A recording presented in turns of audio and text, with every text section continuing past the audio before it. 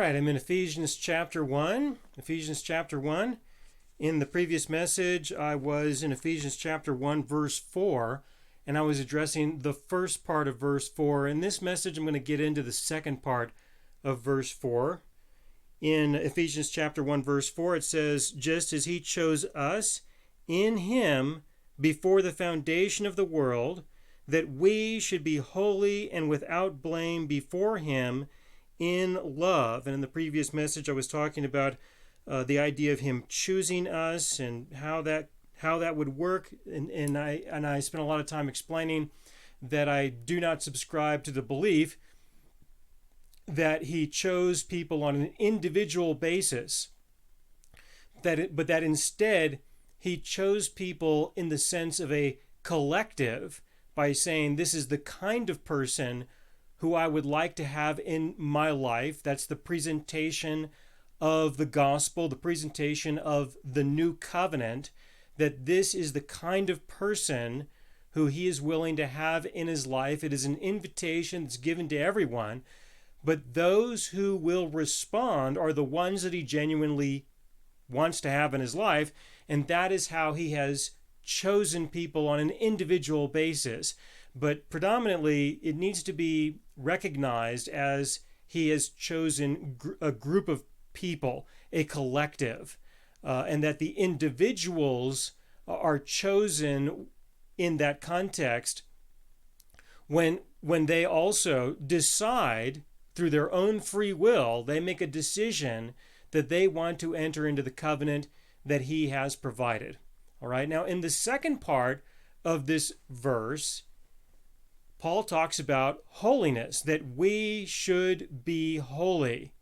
Okay, and the general assumption that people will make is that there is a direct connection between this belief that he has specifically chosen individuals.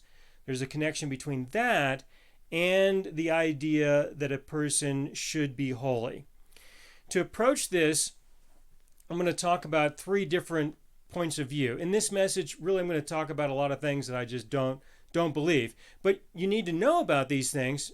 Perhaps you already have had exposure to these things. And so it's important in this case to spend some time talking about what is commonly presented in the Christian world, because without addressing this, I find that people will find it very difficult to embrace what I believe is a more correct point of view concerning this verse. All right, so let me address what's going to usually be in people's minds when I'm trying to explain to them what this means and what Paul was intending to say, from what I could tell. Instead of being distracted by all the beliefs that you think are supposed to be found here in this verse, because that's what people keep teaching when they're reading this verse. I have to spend some time addressing these things. So that's what I'm going to do.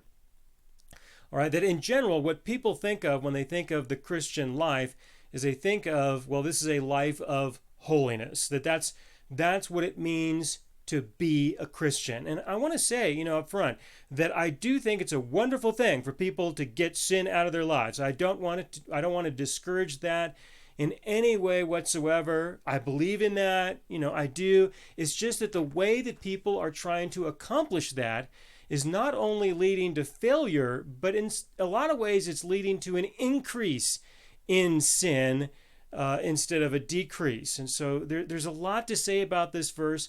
I'm going to break this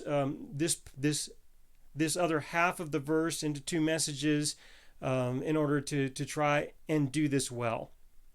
Okay, so in the idea of embracing holiness, in this idea, let's start with the belief that God has chosen us to be holy. This is something that shows up a lot. He has chosen you to be holy, so now you better go do it. All right? You better go do it, because if you don't, he just might decide to unchoose you in a way. So coming to faith, becoming a Christian, for some people, all right, you'll run into people like this if you get enough exposure. to lots of people, you'll find that there are people who have this belief, even though they won't say it directly like this. Okay, it's unusual for a person to say it so directly as I will. I'm doing it directly and getting right to the point just because, I have other things to talk about, right? So, otherwise I would present this 30-minute sermon of 25 minutes of a bunch of just filler and then 5 minutes of the message, which is what most people tend to do. All right, but this belief is that he has chosen you. You've been saved. You're in the covenant, kind of, so that you can be holy. And so now you better do it, because if you don't, you could either lose your salvation. Some people will say it that way. Maybe you were never saved to begin with. In effect, a good summary is to just say that God has unchosen you, that he chose you before, okay, kind of, sort of, and now he has unchosen you. You're no longer chosen because why? Because you did not succeed in being holy to the extent that would be satisfactory, that would satisfy, maybe not God necessarily, but at least satisfy the leadership of your church. Okay, that's usually how this plays out. And so don't be surprised when you encounter, circumstances and people like this, that this is a belief, that God chose you to be holy, so you better go out and do it, because if you don't, then, he's going to cut you off. He's going to dump you. He's going to let you go, and turn you over into the world. And when that happens, then who knows how you're ever going to get back to God, And some people will even take that belief, and I've encountered people who have told me that they are not going to, they know it's all true, but they're not going to say that they're a Christian until closer to the end of their life, because they don't want to mess up. There's fewer opportunities to mess up if you wait longer. If you come to Christ just before you're dead, that's preferred, because there's less of a chance that you can mess up, and then what then, right? I've encountered a lot of people with this kind of with an attitude. Some who have spoken openly and directly with me on that level. Others, they have it, but they don't want to really express that that's what they genuinely believe, because they know that if they were to express that, if they were to really say so, if they were to let it be known that that's what's going on in the back of their mind, well, then God may not go for that. This is what happens. All right, it's a struggle, and as long as people are still struggling, I think it's okay that they're struggling with it. Just don't give up, and hopefully they'll repent and believe the gospel and believe the Lord sooner than later. And what I mean by repent is that they will change their mind, that they believed one thing before, now they believe something else. That's different from repent from your sins and never engage in those sins again. It's a different topic that does need to be addressed. All right, so when it comes to holiness, that God has chosen you to be holy, that's one group of people, that they fit into that category of you better get it right or God is going to unchoose you, and then you're just lost for eternity, and that's just all there is to it. Okay, now then there's another group of people, and these people, they believe that God has chosen them to be holy, and with this belief of being chosen by God, God chooses some people and he doesn't choose others. Because of that, they are by default holy. Right? They are by default holy because, of course, they're going to go to heaven. Of course, they're one of God's chosen people, chosen children. The chosen people we usually reserve to just people who are Jewish. But if you're a Gentile, we have to say chosen person. Okay. Or something close to it. Just don't say chosen people. All right. People navigate through these things in different ways. But the idea here is that when people take the position that God just chooses individuals, on an individual basis instead of as a collective, like I described earlier, When he does it that way, well then, if God's chosen you, then by default you're holy. And in a sense, you can do no wrong. All right? That's the kind of posture, the kind of attitude that people will tend to embrace when they embrace that paganistic view of God and of what it means to be in a relationship with him, what it means to live with him throughout all eternity. It will tend to be a denial of reality. All right? And this is appealing, to a large number of people, more than those who are concerned that they might be unchosen, And so there's more people who believe in this, who believe that God has chosen you. You're one of his children just because he decided, before he created the world, you were going to be his. So you are holy by default. You can do no wrong. You can do no evil. And a person can find this quite appealing, especially if they have no interest really in putting out any effort whatsoever in their lives of any kind. All right. Then this can be quite appealing. Now they are holy just because God has decided, he's chosen that they are going to be holy, especially when they can find other people who don't seem to be of the chosen category. They're not holy like you are. All right. And so they enjoy this in a lot of ways because they can compare themselves with other people who probably just simply don't struggle with sin like they do. They're not tempted like these other people are per se. All right. And then they elevate their pride by stepping on other people, okay, by saying, you're one of those wicked, evil little sinners, you, and I'm obviously holy and chosen by God. And if this person who has this pride, has this posture, if they ever violate anybody, you'll find that by default, they tend to just simply deny the existence of the violation. All right. And so their relationships with people cannot be of any substantial depth. They cannot be close, really close to other people, because that's a part of being close to another person, is that you have to manage and experience and navigate through the violations that we commit against each other, either intentionally or unintentionally. They just happen as part of the way that we are as people. If you don't get too close to people, then you reduce the likelihood that you're going to violate them or that they're going to violate you. And so these relationships become quite trivial and are very much on the surface. All right.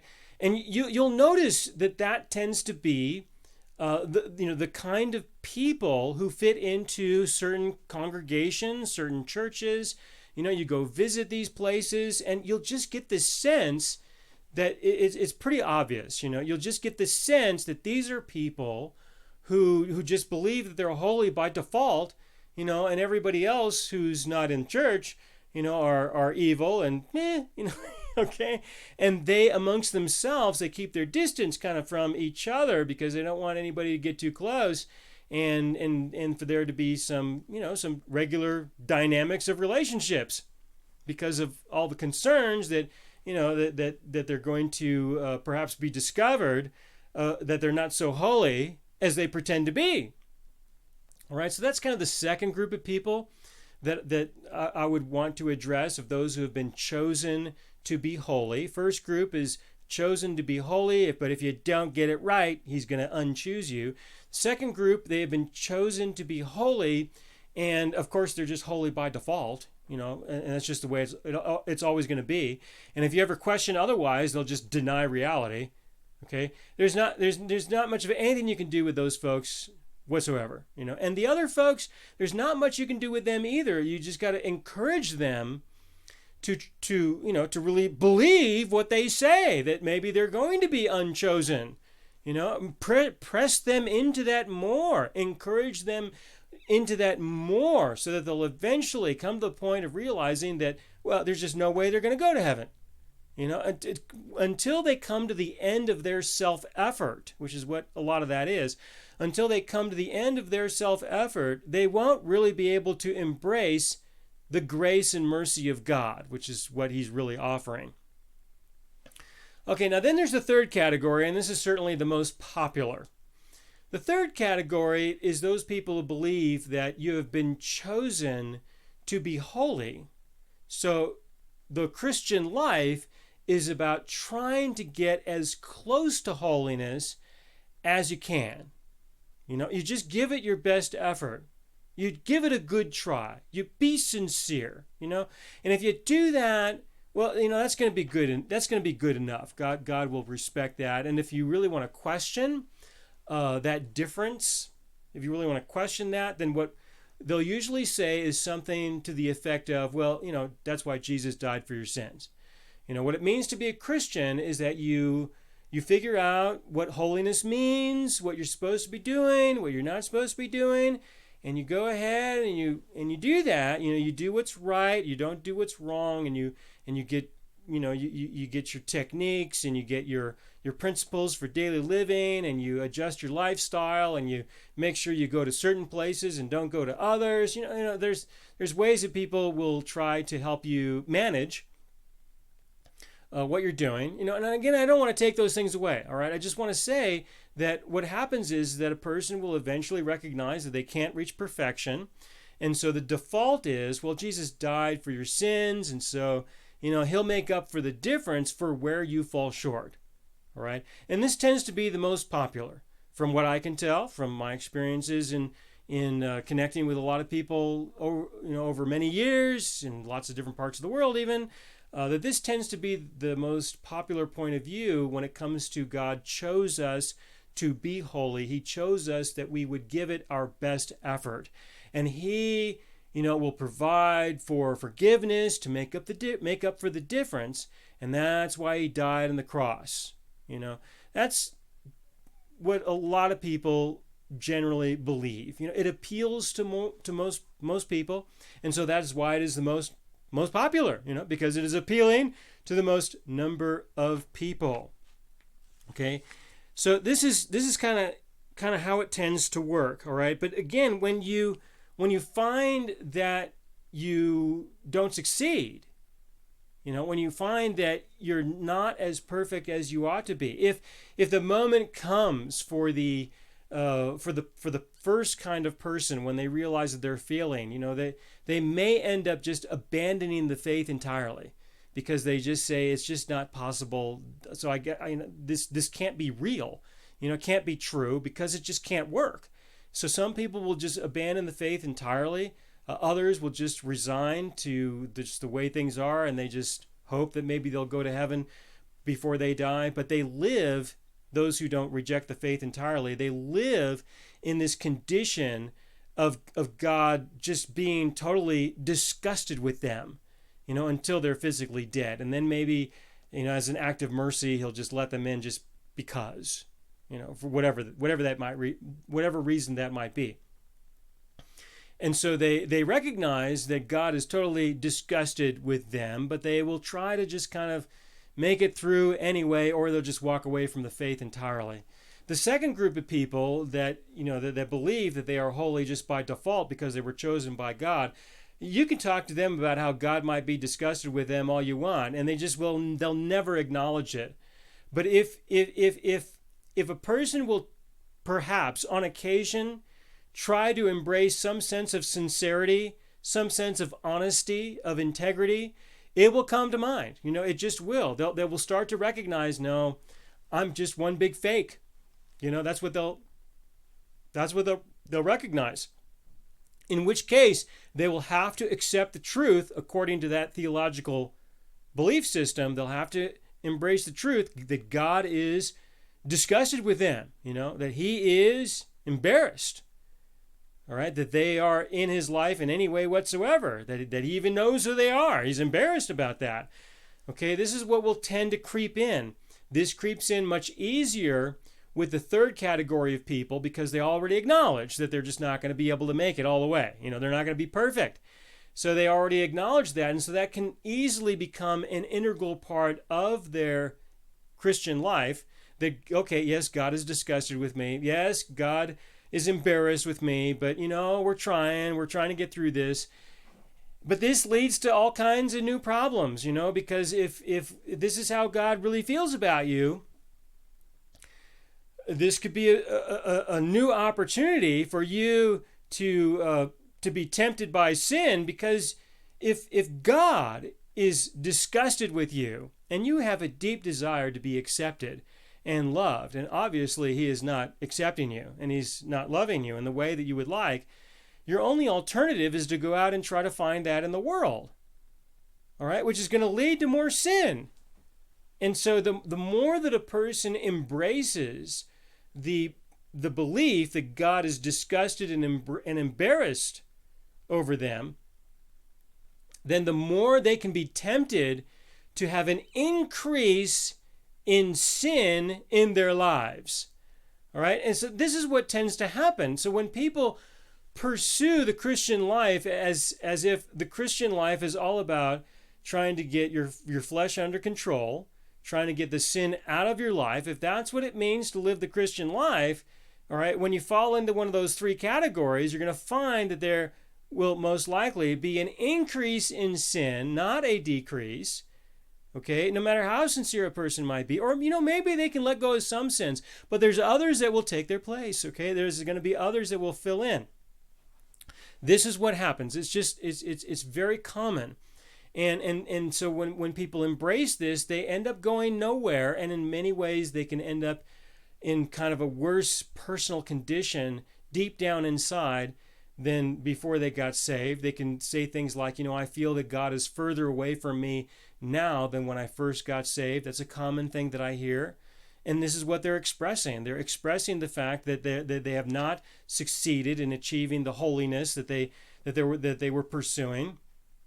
They have not seen a reduction of sin. Instead, they in other ways, if you do a net calculation, maybe you've let go of some, but you've picked up a lot more than what you lost. It just doesn't seem to be working. So this is what people are struggling with. They have always struggled with, ever since Jesus rose from the dead. This has been a conflict, all right? This has been going on, and it will continue to be a conflict until he returns in every generation following, beyond our generation that we're in presently. This will be a continual struggle. All right, it's an important struggle for people to have, for people to go through, or at least witness, because it helps us to understand more about the real relationship that God has called us to have with him in a genuine and honest way. All right. Sometimes I've even asked pastors directly when I have conversations with them, meetings and stuff, and I'll ask them sometimes. I haven't done this so much lately, just because I've kind of had enough of the answers, But years ago, I would ask this question a lot. I would ask them, so when we encounter a new believer, somebody who just got saved, or somebody who we lead to Christ in that context, what do you suppose we ought to start with when it comes to discipling them in the faith?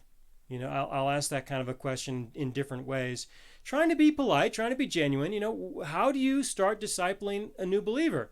What do you think we should start talking with a new believer about? There's many different ways of approaching that. But without question, the most popular answer I've gotten is holiness.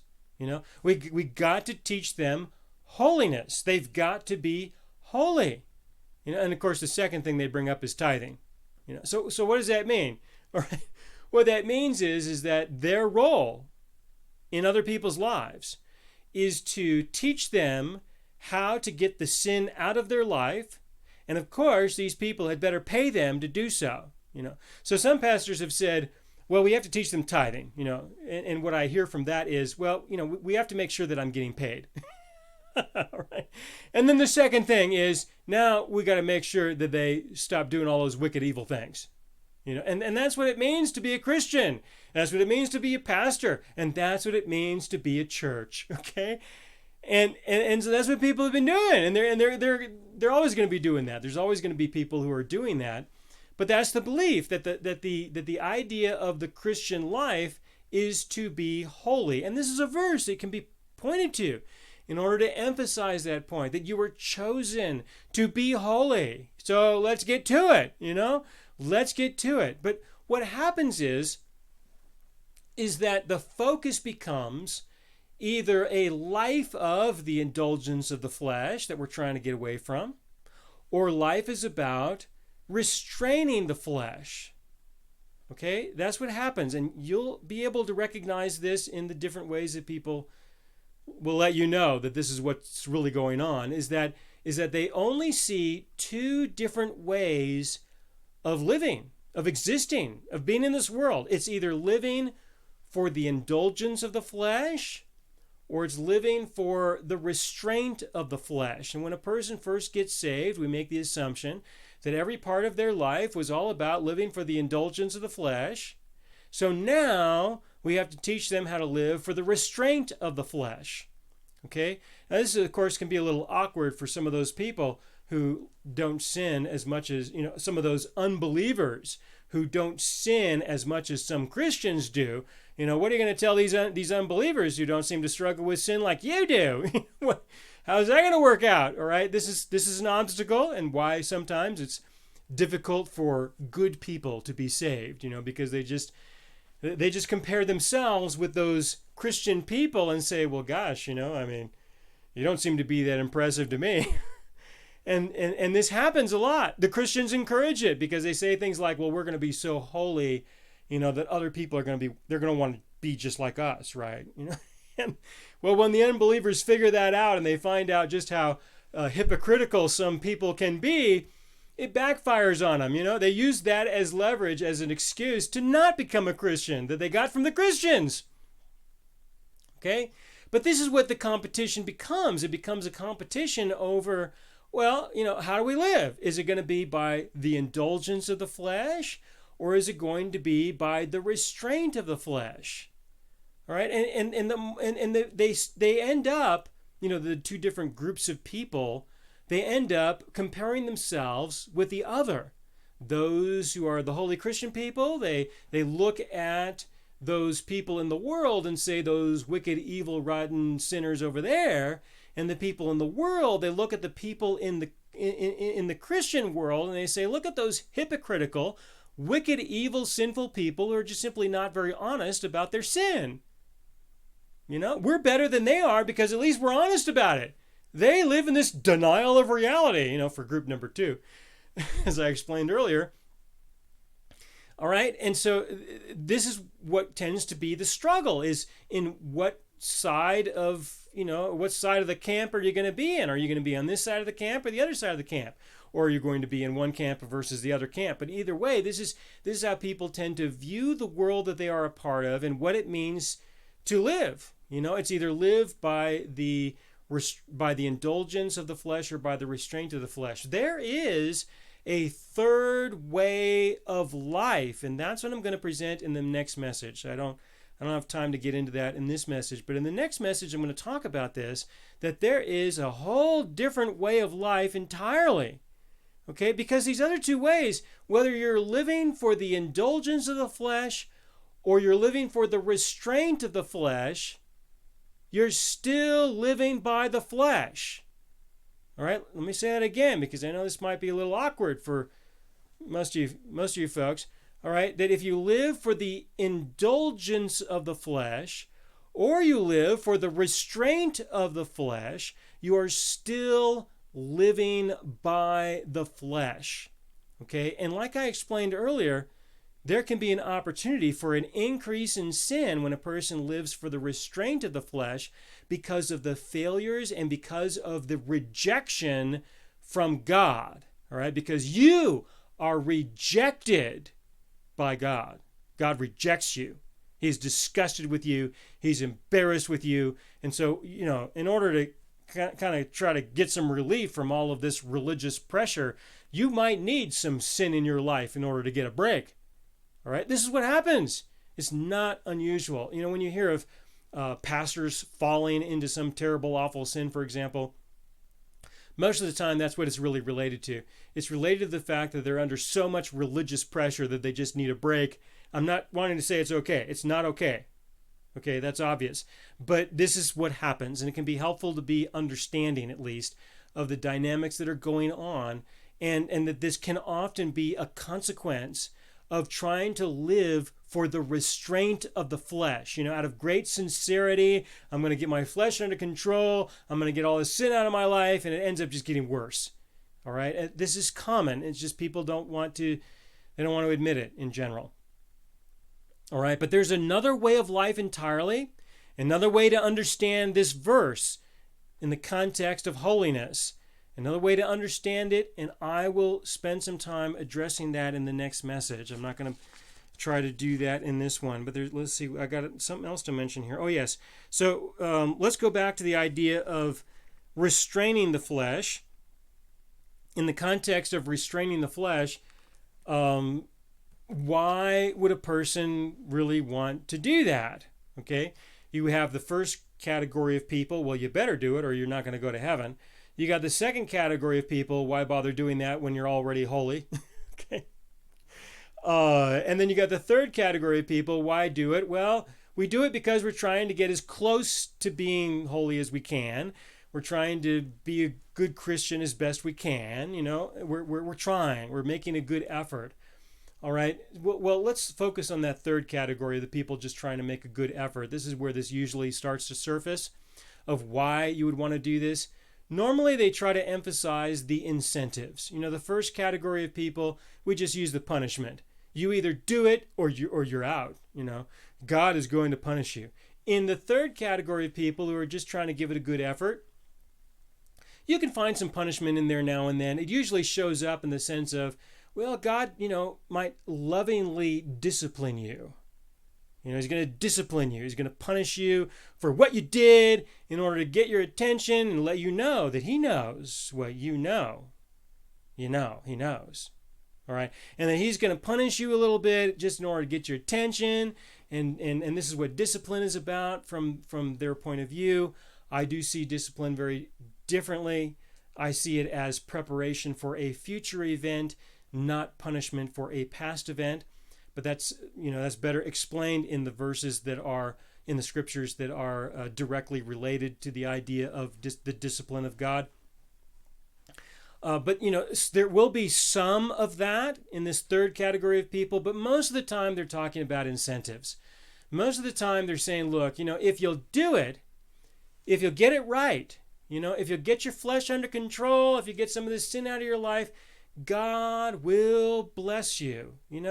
He will. He'll find ways of blessing you, and they'll give you some examples, some testimonials where people have felt that they have been blessed by God. And maybe they were. I don't want to say that they were not. I just want to say that some of these testimonials may not necessarily be what people think they really are or what really happened.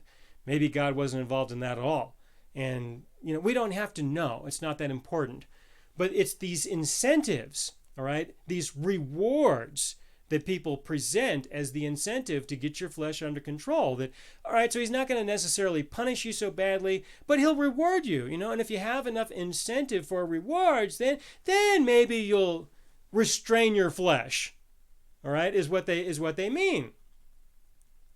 And don't worry, if it doesn't happen while you're alive, well, that's what going to heaven is about. Going to heaven is about going to heaven to collect on all the debts that God owes you. Going to heaven is a debt collection experience because you got your flesh under control better than somebody else, or pretty well, or whatever, or you did some good works, and you didn't get blessed like you thought you should have been blessed. So don't worry, when you go to heaven, God will make up for it. You'll get there and you get your rewards, whatever those things might look like, and there you go. All right.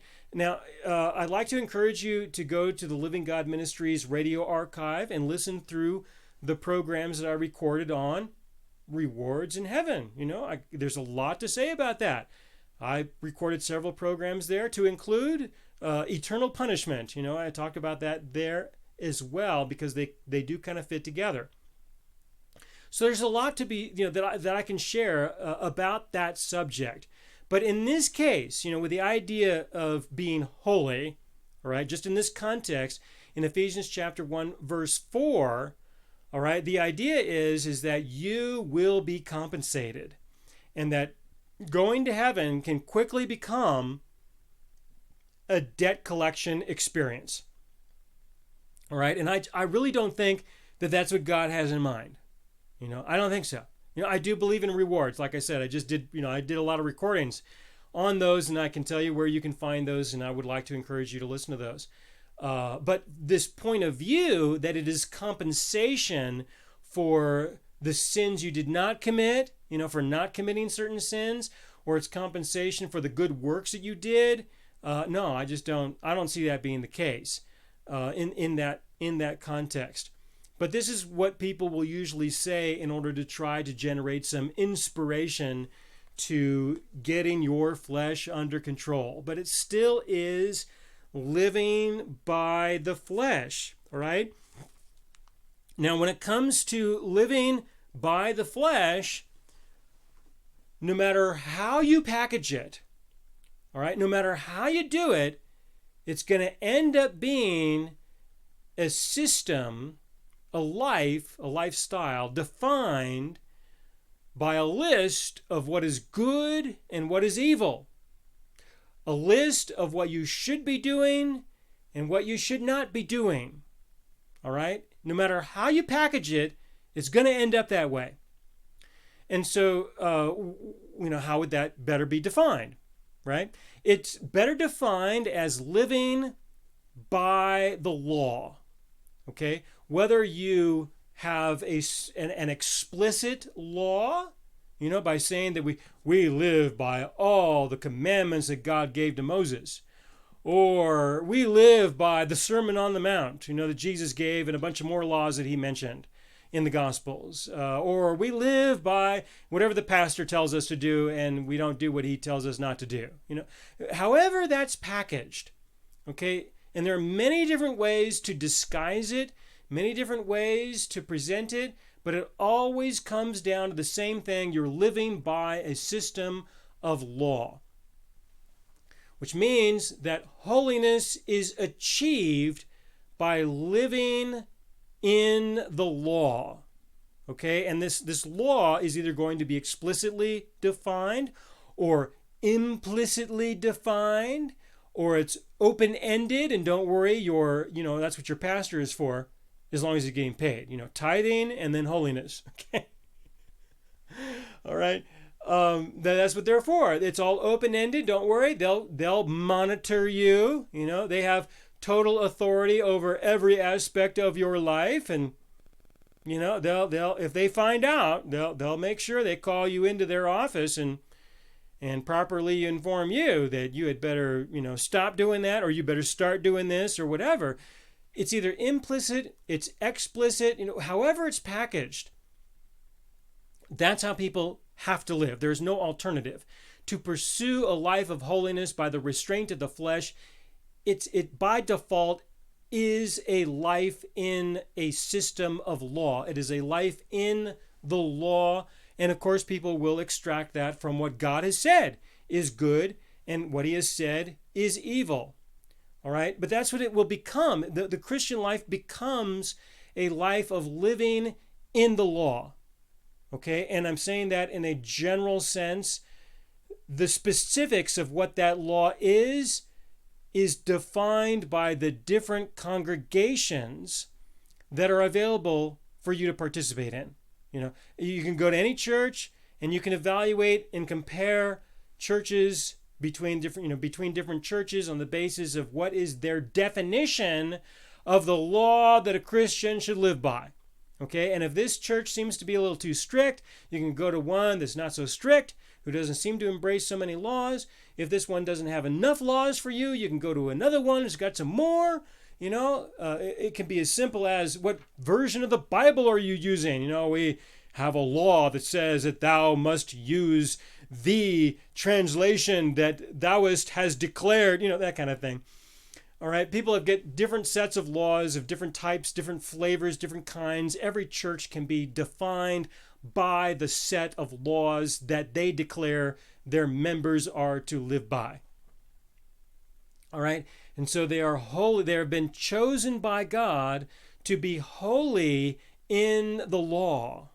All right, to be a Christian means that you have been chosen by God to be holy in the law. The law is necessary to be in order to achieve this holiness.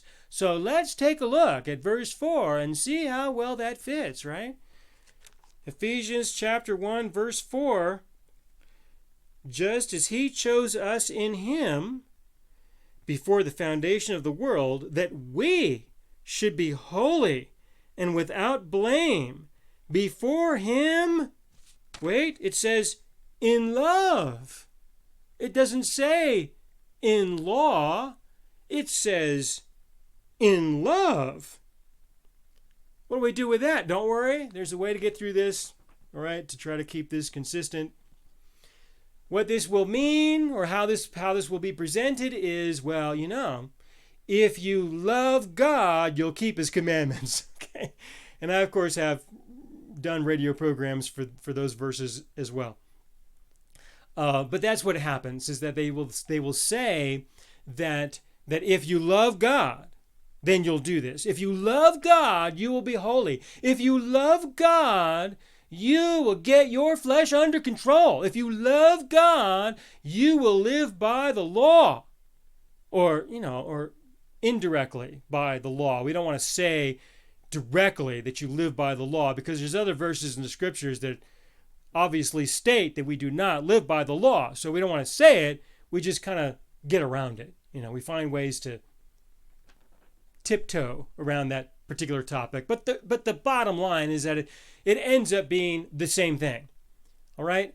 And that's not what it says. But this is what people will say. They will say that, well, if you love God, you will live by the law, then you will be holy because he chose you to be this way, and so you better do it, or, you might be in trouble. Okay? And this is what people, I expect that of those of you who are taking the time to view this, I expect the overwhelming majority, I've encountered a few exceptions, but the overwhelming majority of those of you will be able to identify with what I have described. You will be able to relate to what I have said. But this can be understood in a different way, that he has chosen you to be holy in love, to say it in the sense of not our love for him, but to say it in the sense of his love for us. All right? And that this is what begins a different way of life entirely. A completely different way of life that has nothing to do with either living for the indulgence of the flesh or the restraint of the flesh. But there's another way of life which has to do, and a part of this has to do with living with the love that he has already given to us. And this is what I will present in the next message. All right, so for those of you who are using this for your small groups, I got a question that you might consider using to facilitate some conversation. What are your experiences with trying to be holy? All right, I think it's a good start. What are your experiences with trying to be holy? And you notice how I use that word try. Some people can be offended by that. Well, of course I am holy. You're in the wrong group. Okay. Okay. This person is toxic to your group. Get him out. Okay. Tell them to, go do something else.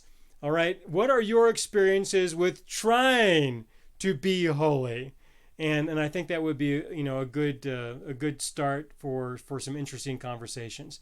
And I will continue to talk about this third way of life in the next message. Thanks.